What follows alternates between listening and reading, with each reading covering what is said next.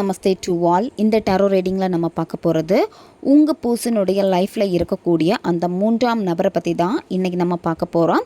அந்த மூன்றாம் நபருடைய தற்போதைய நிலை இப்போ எப்படி இருக்குது, மூன்றாம் நபர் உங்கள் நபரை விட்டு பிரிஞ்சிட்டாங்களா, இல்லை அவங்க எப்போ பிரிய போகிறாங்க, அவங்களுக்குள்ளாடி மோதல் பிரியறதுக்கான வாய்ப்புகள் எல்லாமே உருவாகுமா, அதை பற்றியெல்லாம் டீட்டெயில்டாக இந்த ரீடிங்கில் நம்ம பார்க்க போகிறோம். இந்த கார்டு எனர்ஜி கூட கனெக்ட் ஆகிறதுக்காக உங்கள் பர்சனை மனசில் நினச்சிட்டு கமாண்டில் 333ன்னு டைப் பண்ணுங்கள். இந்த கார்டு எனர்ஜி கூட கனெக்ட் ஆயிருவீங்க. நம்ம சேனலுக்கு நீங்கள் இதான் ஃபஸ்ட் டைம் வரீங்கன்னா மறக்காமல் சப்ஸ்கிரைப் பண்ணிக்கோங்க. பக்கத்தில் இருக்கக்கூடிய பெல் பட்டனையும் கிளிக் பண்ணிக்கோங்க. அப்போ தான் நான் போடக்கூடிய வீடியோஸ் எல்லாமே உடனுக்குடன் உங்களுக்கு நோட்டிஃபிகேஷனில் வந்துக்கிட்டே இருக்கும். உங்களுக்கு எங்கிட்ட பர்சனலாக கிளாஸஸ் எடுத்துக்கணும் அல்லது உங்களுக்கு பர்சனல் டேரோ கார்டு ரீடிங் தேவைப்பட்டுச்சுன்னா இன்ஸ்டா அல்லது மெயிலில் நீங்கள் டீட்டெயில்ஸ் கேட்டுக்கலாம். உங்களுக்கு பர்சனல் டேரோ கார்டு ரீடிங் தேவைப்பட்டனாலும் இன்ஸ்டா அல்லது மெயிலில் நீங்கள் காண்டாக்ட் பண்ணுங்கள். டீட்டெயில்ஸ் எல்லாமே உங்களுக்கு வீடியோ ஸ்க்ரீனில் வந்திருக்கும், செக் பண்ணிக்கோங்க. இப்போது இந்த ரீடிங்கில் நம்ம போகலாம். மூன்றாம் நபருடைய தற்போதைய நிலை எப்படி இருக்குன்னு பார்க்க போகிறோம். உங்கள் நபர் இப்போ மூணாம் நபர்கிட்ட பேசிகிட்டு இருக்காங்களா இல்லையா, இப்போ எப்படி இருக்குது அவங்களுடைய அந்த ரிலேஷன்ஷிப், அதை பற்றியெல்லாம் பார்க்க போகிறோம். இப்போ இருக்கக்கூடிய சிச்சுவேஷனை பார்க்குறப்ப மூன்றாம் நபர் இப்போ ரொம்ப ரொம்ப ஸ்டெடியாக இருக்காங்க. அதாவது அவங்களுக்கு என்ன வேணும் என்ன வேண்டாம் அப்படிங்கிறதுல ரொம்ப ரொம்ப தெளிவாக இருக்காங்க.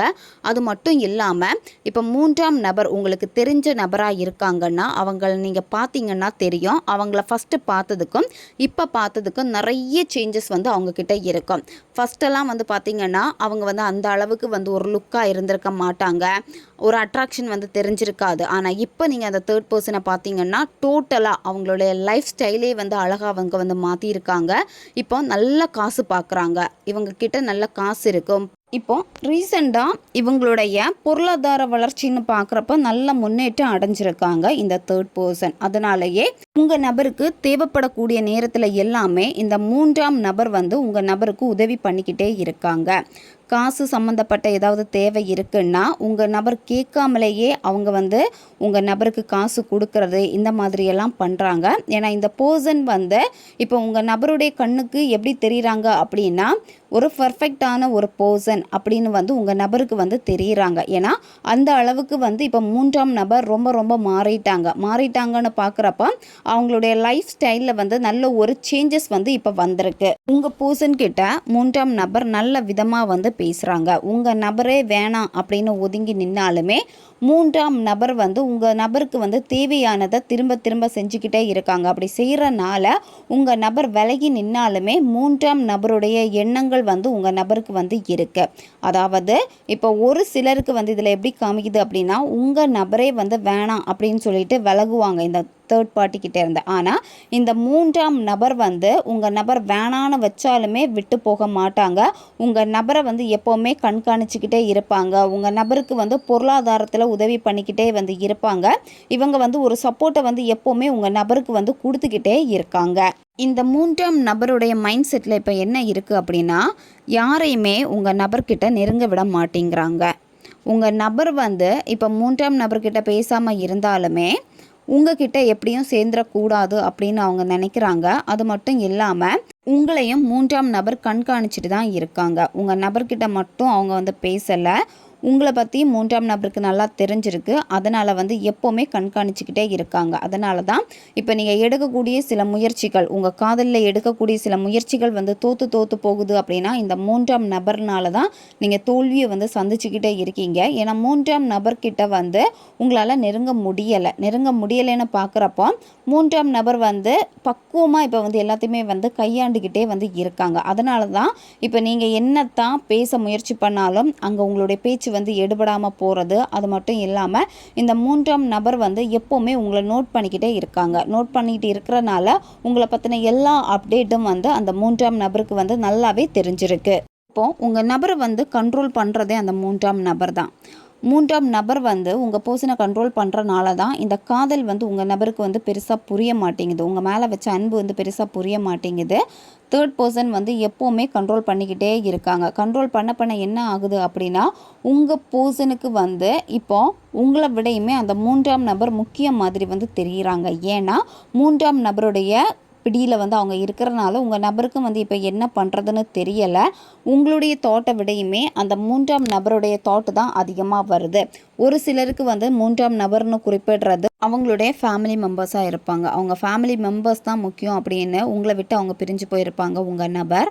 அவங்க வந்து இந்த காதலுக்கு வந்து பார்த்திங்கன்னா க்ரீன் சிக்னல் வந்து கொடுக்கல அவங்க பேரண்ட்ஸ். அதனால தான் வந்து உங்கள் நபர் வேணாம் அப்படின்னு சொல்லிட்டு போயிருக்காங்க. உங்கள் நபர் வந்து எந்த விதமான ஃபீலிங்ஸும் இல்லாத மாதிரி வந்து உங்ககிட்ட பேசுவாங்க. ஏன்னா அவங்களுக்கு இப்போ அவங்க ஃபேமிலி முக்கியம் அப்படின்னு வந்து இருக்கிறாங்க. உங்கள் பர்சனும் அந்த 3ஆம் நபரும் வந்து இப்போ ரொம்ப ரொம்ப ஹாப்பியாக தான் இருக்காங்க. இப்போ வந்து ஏதோ ஒரு விஷயம் அவங்க லைஃப்பில் நடந்திருக்கு, நல்லா வந்து அவங்க செலிப்ரேட் பண்ணியிருக்காங்க. சரியா? அது அவங்க பர்த்டேவாக இருக்கும், இல்லை உங்கள் பர்சனுடைய பர்த்டேவாக இருக்கும், இல்லை வேறு ஏதாச்சும் ஃபங்க்ஷனாக இருக்கும். இந்த 3ஆம் நபர் ஏதோ ஒரு விஷயத்தில் வந்து சக்ஸஸ் பண்ணியிருக்காங்க. சக்ஸஸ் பண்ணனால இப்போ வந்து ரொம்ப ரொம்ப சந்தோஷமாக வந்து இருக்காங்க. அதாவது இந்த தேர்ட் பர்சனுடைய முகத்தில் வந்து பார்த்திங்கன்னா ரொம்ப ஹாப்பி வந்து தெரியுது. இந்த சந்தோஷம் ஏன் இந்த அளவுக்கு இருக்குது அப்படின்னா உங்கள் பர்சன் இப்போ அவங்க சைடில் இருக்கிறனால அவங்க ரொம்ப ரொம்ப சந்தோஷப்படுறாங்க. ஏன்னா உங்களை வந்து இப்போ வந்து சரியாக கவனிக்கிறது இல்லை. 3ஆம் நபர்கிட்டே அவங்க இருக்காங்க. 3ஆம் நபர் வந்து உங்கள் நபருக்கு தேவையானதெல்லாம் செய்கிறப்போ உங்கள் பர்சன் வந்து அவங்களுடைய சிந்தனையில் அவங்களுடைய கண்ட்ரோலில் இருக்க உங்களுடைய தாட் வந்து கம்மியாகுது. அது மட்டும் இல்லாமல் உங்கள் மேலே இருக்க லவ் வந்து குறையுது. உங்கள் நபருக்கு உங்கள் மேலே வந்து லவ் இல்லாமல் இல்லை, இருக்குது. ஆனால் என்னென்னா இந்த 3ஆம் நபர்னால தான் உங்கள் நபர் இப்போ ரொம்ப ரொம்ப மாறியிருக்காங்க. நீங்கள் நோட் பண்ணிங்கன்னா நல்லாவே தெரியும். உங்கள் நபர் உங்ககிட்ட பழகி இருக்கிறதுக்கும் இப்போ இந்த 3ஆம் நபர்கிட்ட பழகிறப்பவும் ரெண்டுக்குமே வந்து நிறைய வித்தியாசங்கள் நீங்கள் பார்த்துருப்பீங்க.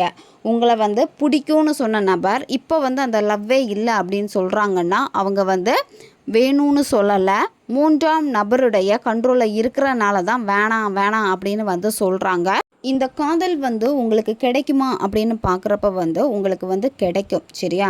இப்போ வந்து இந்த ரிலேஷன்ஷிப் வந்து நோ கான்டாக்டில் இருக்கலாம். 2 பேருக்கு இடையில் வந்து எந்த விதமான பேச்சுவார்த்தைகளும் இல்லாமல் இருக்கிறப்போ உங்களுக்கு வந்து தோணுது என்ன மறந்துட்டாங்களே அப்படின்னு சொல்லிட்டு. உங்கள் நபர் வந்து உங்களை மறக்கலை, அவங்க மனசில் அந்த காதல் இருக்குது. ஆனால் ஸ்டார்டிங் காட்டின அந்த அன்பிற்கும் இப்போ காட்டக்கூடிய அன்பிற்கும் வந்து நிறைய வேறுபாடுகள் வந்து இருக்குது அந்த 3ஆம் நபர்னால தான்.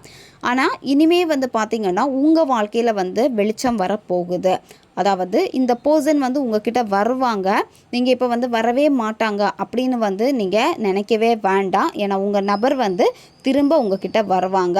நீங்கள் இப்போ வந்து ஒரு லைஃப்பை வந்து தனிமையாக வாழ்ந்துக்கிட்டு இருக்கீங்கல்ல, ரொம்ப எம்டியான ஒரு ஃபீலில் வந்து இருக்கீங்கல்ல, அந்த எம்டி ஃபீல் வந்து இனிமே வந்து குறைய போகுது. ஏன்னா உங்கள் வாழ்க்கையில் வந்து உங்கள் நபர் திரும்ப வரதுக்கான ஒரு வெளிச்சம் வந்து இப்போ வந்துடுச்சு. அதனால் நீங்கள் இந்த பிரிவுகளை நினச்சி நீங்கள் கவலைப்பட வேண்டிய அவசியம் வந்து கிடையாது. 3ஆம் நபர் வந்து கொஞ்சம் பிஸி ஆயிடுவாங்க. சரியா? அதாவது 3ஆம் நபருக்கு எப்போவுமே அவங்க வாழ்க்கை வந்து ரொம்ப ரொம்ப முக்கியம்னு நினைக்கக்கூடிய ஒரு நபர் அவங்க. சரியா? அதனால் எக்காரணத்தை கொண்டும் அவங்களுடைய வாழ்க்கையில், அதாவது அவங்க பார்த்துட்டு இருக்கக்கூடிய கரியரில் வந்து கோட்டை விடவே மாட்டாங்க. ஃபோக்கஸ் வந்து அதிகமாக அங்கே வந்து இருக்கும். அந்த மாதிரி ஃபோக்கஸ் வந்து அதிகமாக இருக்கிறப்ப அவங்க அதை நோக்கி கொஞ்சம் திசை திரும்புகிறப்ப என்னாகும் அப்படின்னா அந்த இடத்துல வந்து உங்களுக்கான ஒரு வழிகாட்டுதல் வந்து உங்களுக்கு வந்து கிடைக்கும். இந்த இடத்துல வந்து நீங்கள் இப்போ அழ வேண்டிய அவசியம் வந்து கிடையவே கிடையாது. சரியா? இதெல்லாமே வந்து ஒரு சூழ்நிலையினால தான் வந்து நடந்திருக்கு. அதை நீங்கள் முதல்ல வந்து புரிஞ்சுக்கணும். இப்போ நீங்கள் தான் எல்லாமே கைவிட்டு போயிடுச்சு அப்படின்னு சொல்லிட்டு நீங்கள் அழுது ரொம்ப வந்து எதையோ சிந்திச்சு புலம்பிக்கிட்டே நீங்கள் இருக்கீங்க. இந்த மாதிரி நீங்கள் செய்ய வேண்டாம். சரியா? நீங்கள் இப்போ வந்து இந்த மாதிரி ஃபீலிங்ஸில் நீங்கள் இருக்க உங்களுடைய எனர்ஜி எல்லாமே வந்து லாஸ் ஆகிக்கிட்டே வந்து இருக்குது. அதாவது டே பை டே வந்து நீங்கள் ரொம்ப ஆக்டிவாக இருக்கீங்களா அப்படின்னு வந்து பார்க்குறப்ப கிடையவே கிடையாது. எனர்ஜி வந்து ரொம்ப லாஸ் ஆகிட்டே இருக்குது. நீங்கள் பாஸ்டில் வந்து தேங்கி நிற்கிறீங்க. அதாவது இப்போது எப்போவுமே நீங்கள் அதிகமாக யோசிக்கிறது அந்த 3ஆம் நபரை பற்றி, உங்கள் நபரை பற்றி தான் அதிகம் யோசிக்கிறீங்க. அவங்க என்ன பண்ணிகிட்ருக்காங்க, அவங்க பேசுகிறாங்களா இல்லையா அப்படிங்கிறத தான் வந்து அதிகமாக நீங்கள் சிந்திச்சுக்கிட்டே இருக்கீங்க. அது மட்டும் இல்லாமல் உங்கள் கூட பழகுன மாதிரியே அந்த 3ஆம் நபர்கிட்டையும் பழகிக்கிட்டு இருக்காங்களா, இதுதான் உங்களுக்கு வந்து சிந்தனைகள் அதிகமாகுது. இதனால தான் ஓவராக திங்க் பண்ணி அழுது ரொம்ப எமோஷ்னலாக வீக்காகி எனர்ஜி எல்லாமே லாஸ் ஆகுது. இந்த மாதிரி நீங்கள் செய்யாதீங்க. சரியா?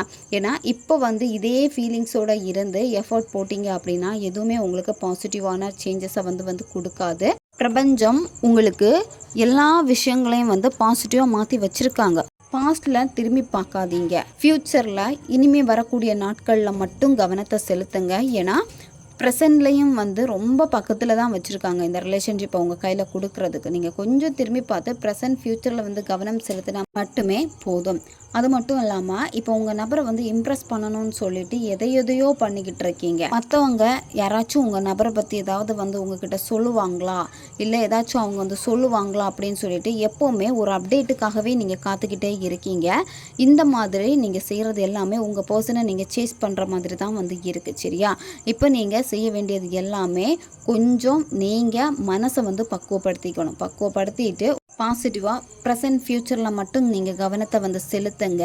இந்த ரிலேஷன்ஷிப்பில் ரீயூனியன் வந்து இருக்குது. தேர்ட் பார்ட்டியை பற்றியெல்லாம் நீங்கள் கவலைப்பட வேண்டிய அவசியமே வந்து கிடையாது. ஓகே காய்ஸ், இதுதான் இந்த ரீடிங். இது ஒரு ஜென்ரல் ரீடிங் தான். பொருந்தக்கூடிய விஷயங்களை மட்டும் எடுத்துக்கோங்க, மற்றதை விட்டுருங்க. உங்களுக்கு பர்சனல் டேரோ கார்ட் ரீடிங் தேவைப்பட்டுச்சுன்னா இன்ஸ்டா அல்லது மெயிலில் காண்டாக்ட் பண்ணுங்கள். அடுத்த ஒரு வீடியோ பதிவில் சந்திக்கலாம். நன்றி.